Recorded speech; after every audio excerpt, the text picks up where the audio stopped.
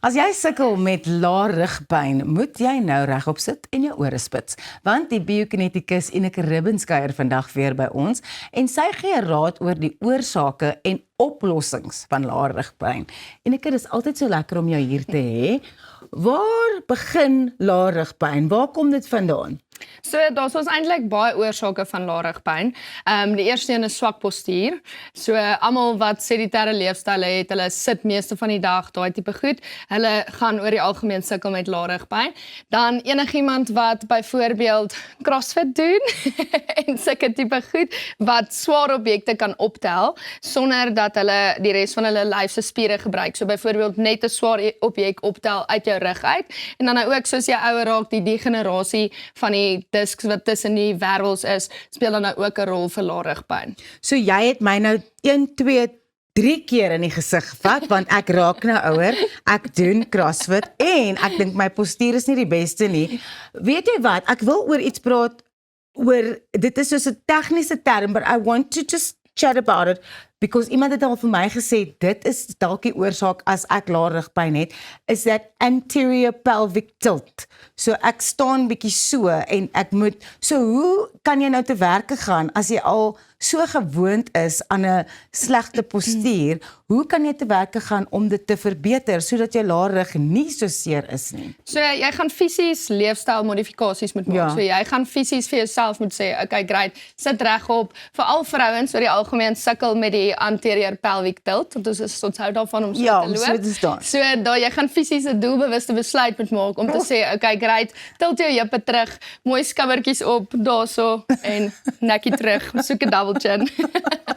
So ja. Eneke, wat is vir voorbeelde van oefeninge wat mens kan doen om die lae rugpyn te verbeter? So jy het dit nou eintlik die spyker op die kop geslaan met die anterior pelvic tilt. So daar's ons 'n klein spiertjie transverse abdominis. So dit is 'n TI activation waarvan party mense al gehoor het. So as mens nou sukkel met lae rugpyn, is die heel eerste ding wat mens doen is om daai TI activation onder die knie te kry en fisies jouself te kan versterk wat daai aanbetref. So enige oefening wat jy doen, begin die TI activation as 'n basislyn. So mense dink, okay, as jy jou rug as jy lae rugpyn het, dan is jou core swak. Hulle is 100% reg, maar jy gaan nie jou core nou gaan versterk deur nou ewe skielik Russian twists te doen en sit-ups en leg raises. Presies. Dit. So mense moet baie mooi na 'n persoon toe gaan wat presies weet hoe om daai TI aktivering te doen en dit mooi te isoleer voordat jy enige van die ander goed doen. So enige oefeninge soos bird dog, daar's klomp dead bug, al daai vreemde name wat regtig so lyk. So jy lyk so 'n bietjie soos 'n dooie gogga. Maar as jy daai doen, dan moet jy seker maak jou ruggraat is mooi plat op die grond heeltyd. En dan ook waarmee mense baie sukkel tydens daai oefeninge is asemhaling. So mense hou so heeltemal op asemhaal. So jy moet mooi fokus op die asemhaling en dan rug op die grond. Mense kla baie oor sciatica. Ek het sciatica, wat is dit? Okay, so dit is 'n senuwee wat vasknyp tussen die rugwervels en dan is dit 'n verwyste pyn wat deur een been of beide bene skiet. So mense sê gewoonlik neem my bout te seer of daar's so 'n pyn wat reg deur aan die kant van jou been verby skiet. So dit is fisies dat jou rugwervels half op mekaar. So daar's die hele tyd stremming op die rugwervels en dan omdat die rugwervels en die wervelkolom soveel senuwees bevat, sal daai senuwee dan nou tussen die rugwervels vasknyp. En dan kan dit ook, as jy so erge mate van sciatica het, kan dit letterlik veroorsaak dat jy pins en needles in jou voete kry, daai tipe goed, so dit veroorsaak dat die bloedvloei van jou bene ook dan nou uit die aard van die saak bietjie meer sukkel. Hoe word lae rugpyn behandel? So as jy na 'n professionele persoon toe gaan, dan sal hulle 'n mooi evaluasie doen. Soos ek sal, as jy kom, sal ek dat ons 'n mooi evaluasie doen. Baie keer is dit ook as gevolg van wanbalans in spiere, wat dit ook veroorsaak. En dan ook mense wat byvoorbeeld hardloop. So dit is baie algemeen onder drawers ook, dat jy lae rugpyn kry. So dan sal mens kyk, okay, watse oefeninge doen jy? As jy net draf, watse spiere gebruik jy om net te draf? Dan gaan mens nou uit die aard van die saak daai spiere bietjie een kant toe skuif en nou die spiere wat jy nie gebruik nie, gaan jy dan nou versterk en seker maak dat links en regs die wanbalans daarso uit die aard van die saak bietjie uitgesorteer word. Jy het nou gesê daar is ander oefeninge en spiere wat mens moet versterk as jy 'n sekere tipe oefening doen, byvoorbeeld in jou daaglikse lewe, maar dit is eintlik 'n gewoonte wat mens moet aanleer, want ek is baie lui om te strek, ek is baie lui om daai bird dog en die dead bugs en al die goed wat jy eintlik gaan versterk, want dit voel soos werk. So hoe begin mens om daai gewoonte te kweek, sal ek sê, om net te gaan, ek moet dit nou doen, al is dit 5 of 7 minute, ek moet dit doen, want dit gaan my help oor die lang termyn. Ek vra hierdie vir myself natuurlik ook.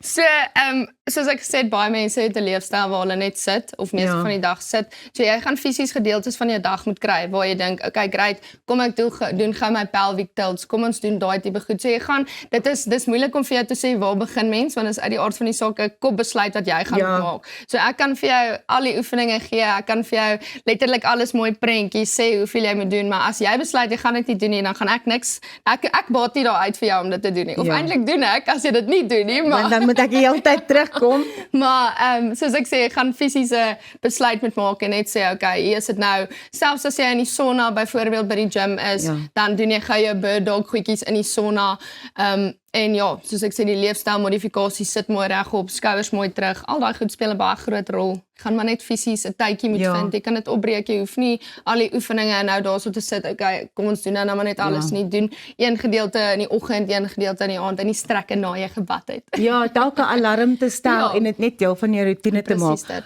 Watter simptome moet mens voor uitkyk in terme van lae rugpyn wat eintlik erger is as net my rug is bietjie seer. Ja, so baie mense sukkel, soos ons nou gesê het, sukkel met lae rugpyn, maar dit kan nou iets wees wat oor tyd opgebou het, of dit kan iets wees wat akuut is. So dit is byvoorbeeld iets opgetel het en gedraai het. So jou lyf se dadelike reaksie is om styf te trek. So dit is wat jy wil doen, is om styf te trek.